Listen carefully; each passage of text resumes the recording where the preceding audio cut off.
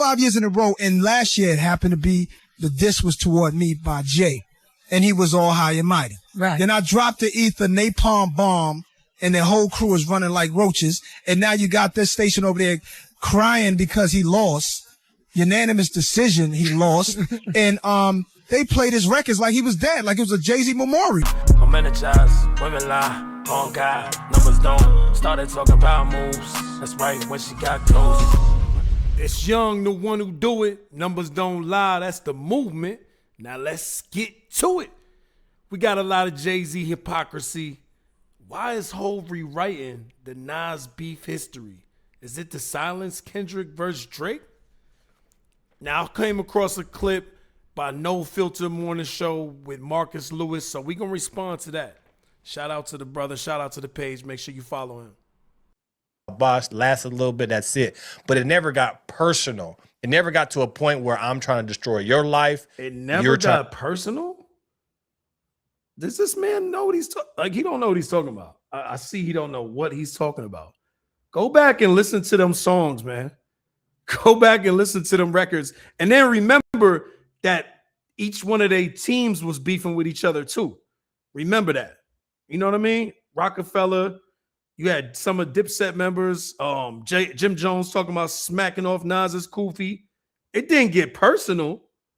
What are you talking about? Maybe the rest of the world didn't know. Maybe it's only some New York shit. Maybe if you're not from New York, you didn't know that Jay-Z and Nas situation was very personal.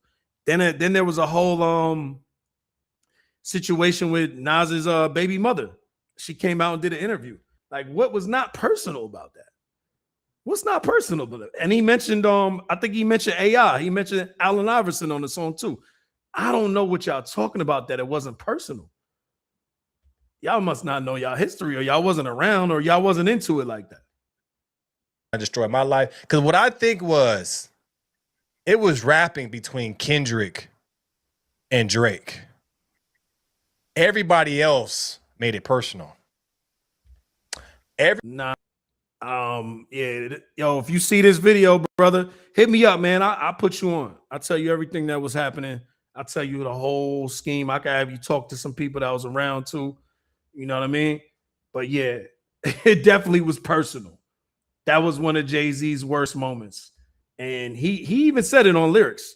He even said, I forgot what song it was, but he said, after Ether, it made me stronger. You know what I mean? Because that was a lot. That was a lot. Everybody else got into it and made the beef more personal than what it should have been. Like I said, you had people speaking about this, these podcasts talking about this. You had people that were friend of a friend of a friend talking about this. You had artists talking about this. You had people choosing sides. I'm with this person. That was the same thing that happened during the Jay-Z and Nas situation. Maybe he just wasn't around to hear the music or feel the energy. And maybe it's different also because they both from New York. Maybe that's why the world doesn't see it the same way. And maybe it was looked at as like a inner city rivalry. Like, it's not the same as a worldwide thing because Drake is from Canada and Kendrick's from California. But nah, it was crazy. Don't ever let nobody fool you that Jay-Z and the Nas situation was not as crazy as the Drake situation. Had there would have been social media, it would have been crazy. There was also a mention about them doing a pay-per-view. I believe it was Jay-Z wanted to do a pay-per-view battle. I believe he wanted to go live, freestyle, and do it that way because he knew that would work for him. That was his bag. Nas is a writer. Nas is a complete writer. He don't freestyle like that. Jay-Z do everything off the head. But nah, it was beef. Like, it was real beef. And everybody knew. Everybody knew. And that was Jay-Z's weakest moment because nobody in their mind after Takeover, we thought that was it. He went and performed that at Summer Jam. Like, y'all not realizing how many people really saw this situation back in the day. Like, just because there was no social media does not mean that people weren't alive and outside and watching stuff. You imagine a summer, like going to a whole concert and somebody's dissing you at a concert. You get what I'm saying? And Nas went and dissed Jay-Z at concerts. He wanted to diss him crazy. Like, he wanted to crucify him literally with a whole doll that looked like Jay-Z.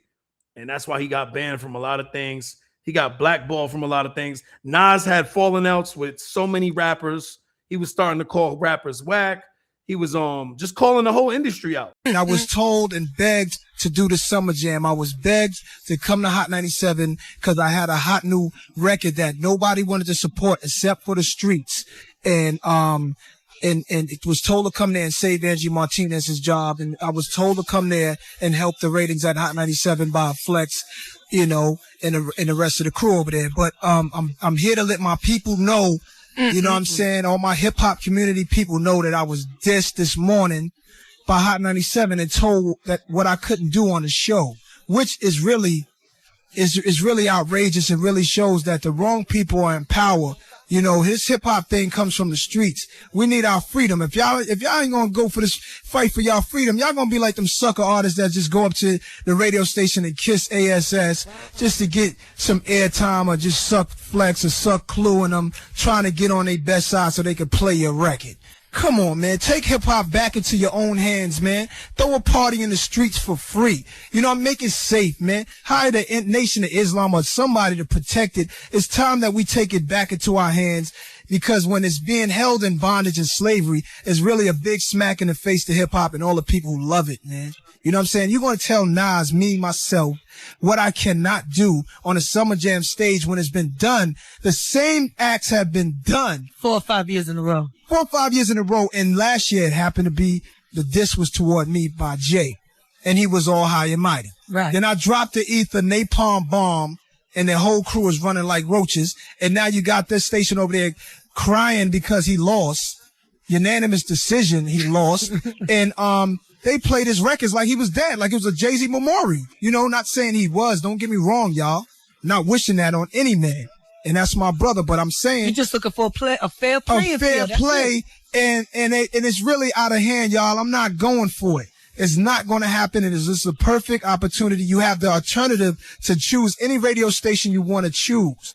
And Power 105 plays everything. Old school, new school. If you want to listen, you know Pimp what I mean? Juice, Mike Saunders, Pimp Juice. Yeah, big up to my man Mike right here who let me come up here. Big up to my man Donnie Einer, everybody at Columbia Records who's totally behind my back. David Belgrave, everybody, the we whole behind crew, you, Nas. The and streets is behind right you. here. Because you know what? After this, you probably ain't going to hear none of your records over there. But it's okay. You know why? We have over 1,200 stations, and we're going to hold you down. I know Cole's going to make a few calls. Mike's going to make a few more calls. Yo. I'm going to two-way a few cats. Calling a couple, because we definitely appreciate this. This is what it's all about. This is real hip-hop, y'all. This is not synthetic hip-hop. This is not synthetic. I have my freedom of speech. I'm going to say what I want. I'm not worried about a record.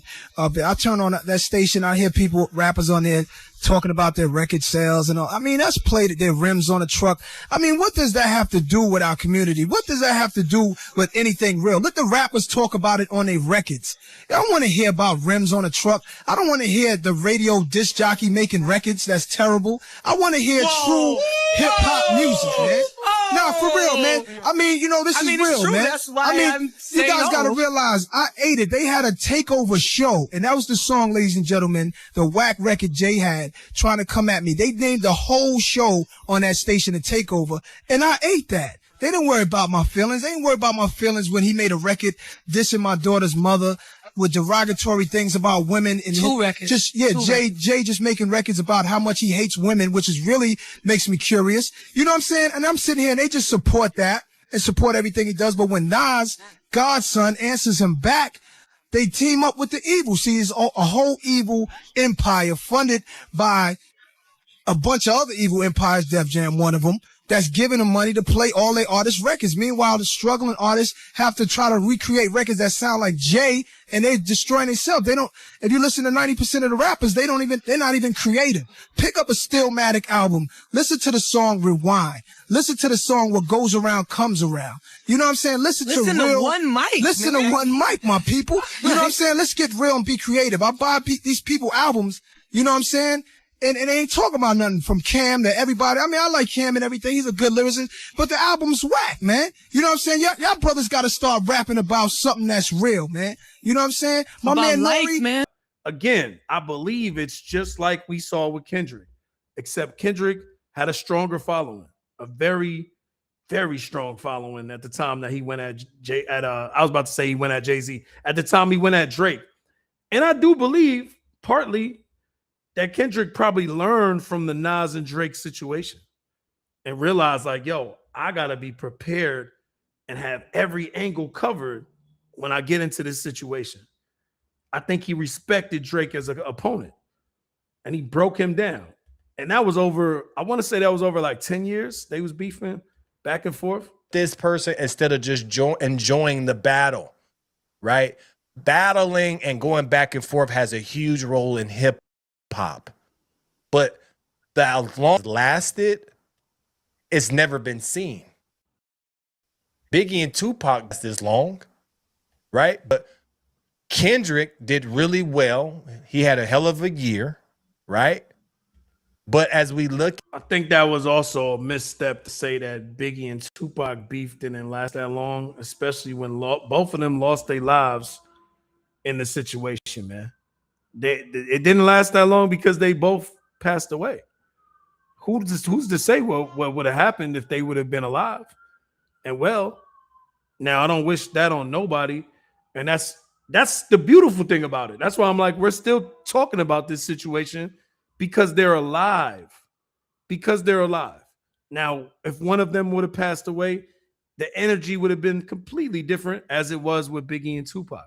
So the reason why this is always going to be the biggest battle, it's always going to be spoken about the most, because we're at a time where everything is talked about a lot. We got social media. I'm right here going live, you know what I'm saying? On stream. People can go on stream. Like Drake streamed some of his new music. It's different. It's not mixtapes. We're not handing out mixtapes. We're not physically going to a Best Buy, FYE, any of these places to go shop and get a whole CD. You don't physically have to consume the music no more. You get it right to wherever you at. So of course, it's going to be different. And there's a lot of independent media now. So the whole game is different. The whole game is different. Before, everything was controlled. You know what I mean? You had the gatekeepers and certain people wasn't able. And that's what I think Jay-Z's used to. I think he's used to the gatekeepers and being able to get people to stop doing certain things. That's what this energy to me seems like. Yo, y'all can't do this no more. Because he's that hot about it. He's mad about certain things. I don't know what goes on in the man's brain, but I could tell nothing works the way it used to. You can hear all the dudes that do podcasts now that used to rap back in the day. They be upset about it. They be upset that somebody normal, because that's what they'll call you, a normal, regular dude with bum ass dude with no money, could sit here and talk about me, criticize me. Who are they to even be able to talk about me? Guess what? People got opinions. They've been talking about y'all. They've been saying stuff in the barbershop. Y'all just don't got to hear it. You know what I'm saying? People always talked. People always had opinions, especially if we're talking about public figures. Why wouldn't we talk about people that we can see? You know what I'm saying? Why wouldn't you talk about people that's on TV, people that's on the internet? It doesn't make sense, but it makes sense in their mind because that's how the game used to be. And they want the game to go back to the way it was. That's all it is. It's like they only want to beef with each other. You got these artists that want to beef with each other because they're like, all right, we somewhat on the same scale. I might be a little better than you, but how dare this nigga in his living room talk crazy about me? How dare he? As if he don't see what you're doing. As if you're not doing it so people can see what you're doing. So people could promote you. So you could make more money. So you could be on these podcasts. So you could be on these interviews. So you could be on all these platforms. But yet you don't want nobody to talk about it. That's what we're talking about. That's what Jay-Z is mad about. Is that there's social media and there's super fans. Are we kidding? I thought you was the guy, you was a hustler. I thought you was a hustler. How you gonna be a hustler and then be mad about what got you to where you at? It's the super fan that got you to where you at. Without no super fan, there is no Jay-Z.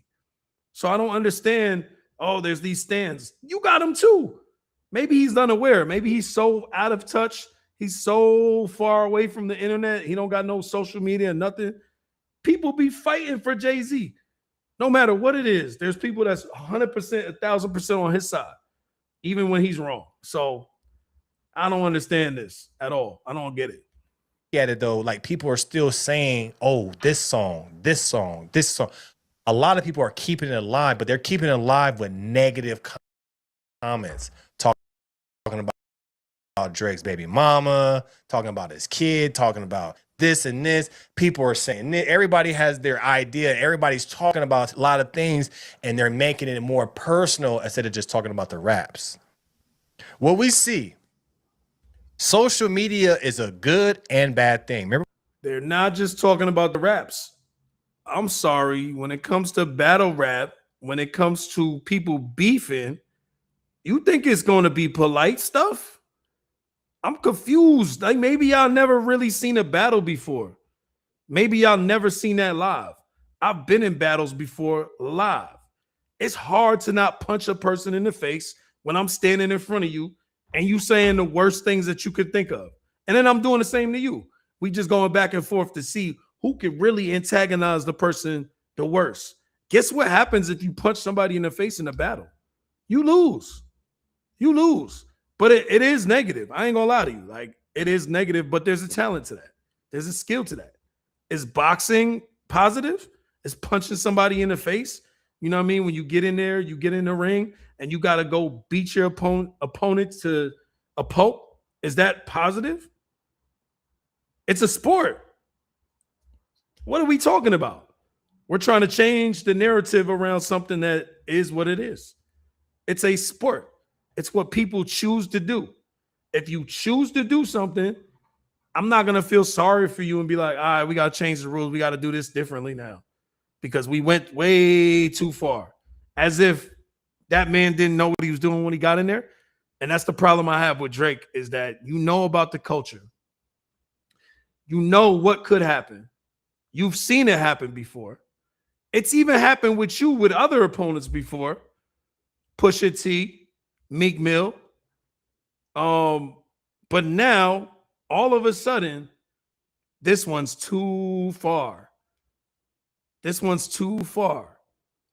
We got to stop making rules different for people, man. We got to stop doing that and stop feeling bad for somebody who initiated it. Drake ain't have to say nothing. You could have been a J. Cole. You could have been better than J. Cole. J. Cole responded and then took it back. He responded and was like, oops, my bad. I was wilding. I ain't mean that.